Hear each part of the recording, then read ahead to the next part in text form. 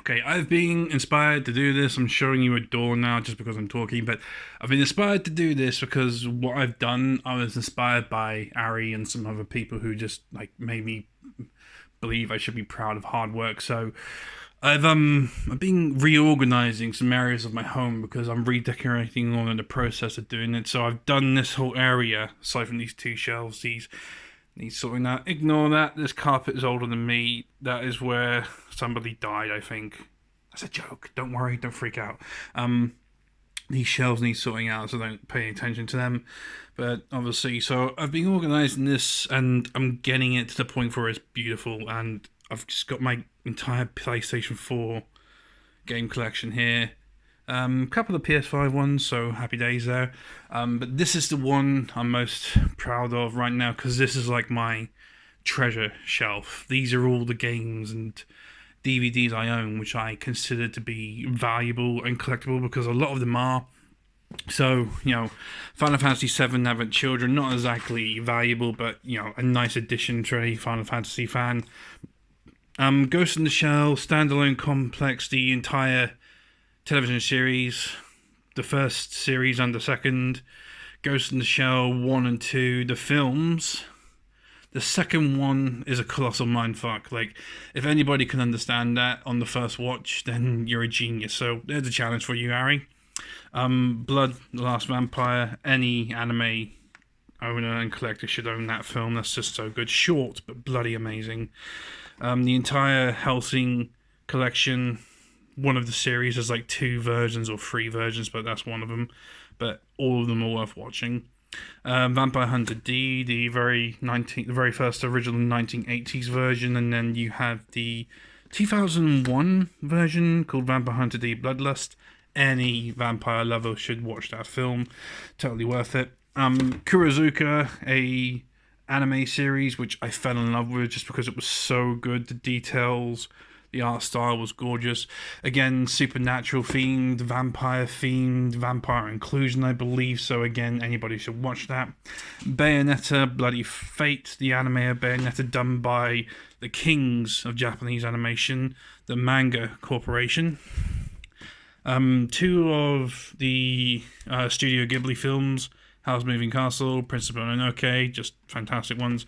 Bleach, I am a lover of Bleach, it's just such a good story. Yes, it is a very much like battle after battle, but I love it. Now onto my true treasures, God of War, custom steelbook, Horizon Zero Dawn, custom steelbook, Red Dead Redemption 2, custom steelbook, Arthur Morgan, best protagonist, one of the best protagonists of all time.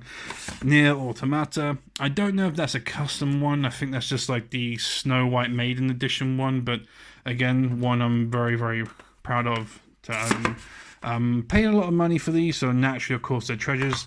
Last of Us Part 2 Steelbook. Yeah, okay, moving on. And Ghost of Tsushima, special edition collectors with the Steelbook. Sekiro, Shadows Die Twice, Steelbook. I have more of these than I actually ever thought I did. Alien vs Predator on the Xbox 360. Yes, I was an Xbox gamer. Don't rub it in, Harry. But again, just totally worth having because this is just...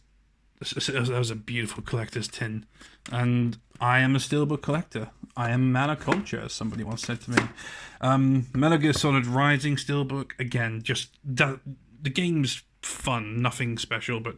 it's worth owning just for that Steelbook tin, in my opinion. Collector's Edition Prince of Persia 2008 version. This is just something that any game collector should have. And let me see if I can get this open up without dropping it. Yeah, here we go. This game is just beautiful. Like the story, the characters, the art style. It was a reboot to a franchise that should have worked, but it didn't because people didn't like it because it wasn't their Prince of Persia. Same reason why people got pissed off at Dante in Ninja Theory's reboot of Devil May Cry. Witcher 2 Assassins of Kings collectors, or not actually collectors, just the enhanced edition, but this one is signed. I don't know who signed it, but that is a signature. It was advertised as signature signed on eBay, so I nabbed it. Didn't pay a fortune for it, so I don't think it's a valuable signature, but be interesting to find out. Dante's Inferno, Death Edition with a holographic cover. Nifty. I only bought this game because like that is a sweet collector's edition, and the character on the inside. Let me see what I can do.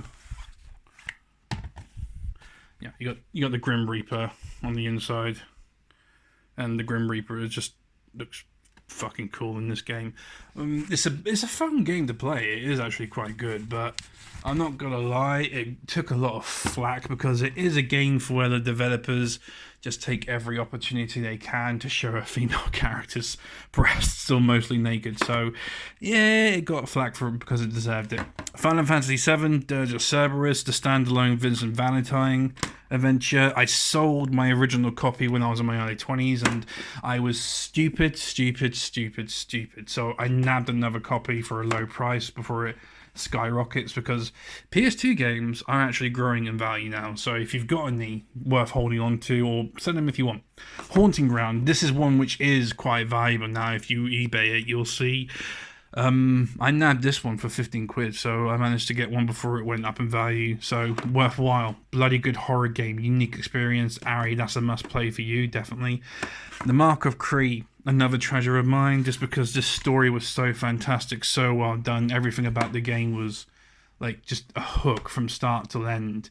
I got really pissed off because at the very end of the game it teases a sequel which does exist, but it only was ever originally released in the States. So people in Europe and in Britain, like me, we got screwed over, but thankfully, due to the magic of digital, yes, I'm going to praise digital here, the sequel was released on PSN, so I was able to buy a digital copy of it and play it, and again, I just loved it.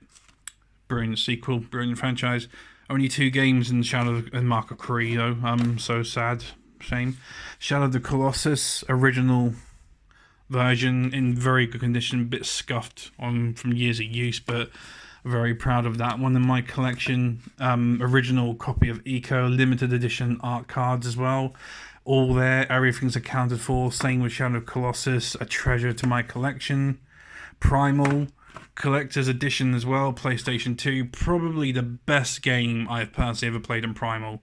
There's so much spirituality, so many kind of like supernatural things about this game. It's a beautiful game. Probably one of the best stories ever told of one of the older generation games. So again, a PlayStation, any gamer is a must play for that game. Ari, if you get the chance to ever play this game, do so. You'll fall in love with it. Already done that one. I put them in the wrong way around. I am very OCD with this. Apologies. Drakengard, the first in the trilogy. Trying to get the second one and the third one, but they're both now sky high in price. I'm looking at 100 quid for the third one alone. So yeah, and that's just PlayStation 3, but a bloody good game. A beautiful story, characters, very emotional, so prepare to cry, because I did. Also related, like the universe is linked to that of Nier Automata, so it's something worth looking into. And then here I've just got my Metal Gear Original Trilogy collection.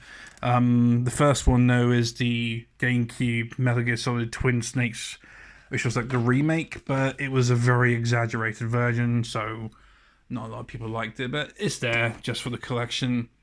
So yeah, I'm really proud of all of this. Up here I've got more gaming stuff, just a few more treasures of mine. My Altair statue, he needs a bath because he is very dusty, so he's getting one soon. And Edward Carnby from the Alone in the Dark Collector's Edition. Yes, I was a buyer of that.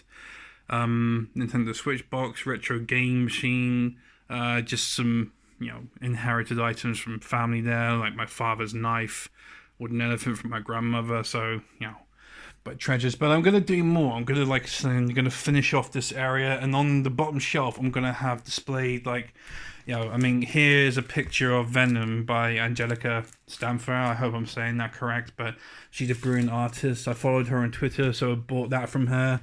Beautiful piece of work. Got the Skyrim books here, which are like any game collectors, like if you collect stuff to do with games, this is something worth collecting, worth having. So, you got 3 books, and they're kind of like encyclopedias, the histories, Man, Mare, and Beast, and the Arcane, worth having. Even if Skyrim now does have a black mark on it because of some dickhead, so we won't mention names. Fall of Gods, and these are definitely going to be displayed because these books, these are like some of my pride and joy. These books, just everything about them is pure beauty, pure absolute beauty. And they also come with pictures on like place cards and everything, which I've been putting into frames that I'm gonna hang on the wall. So again, I'm just gonna, like, because I found out I actually have Nordic heritage, so I'm kind of like descended from Vikings. Well, I'm not really being silly there, but I do have Nordic blood in me. So after I found out that, I'm just loving getting in touch with all of this. So yeah, it's just I've been inspired to display what I own as my treasures by Ari, so I'm doing it. So this is my pride and joy collection, which I'm going to eventually complete, and when I do, I'm happy to give an update if anybody's interested.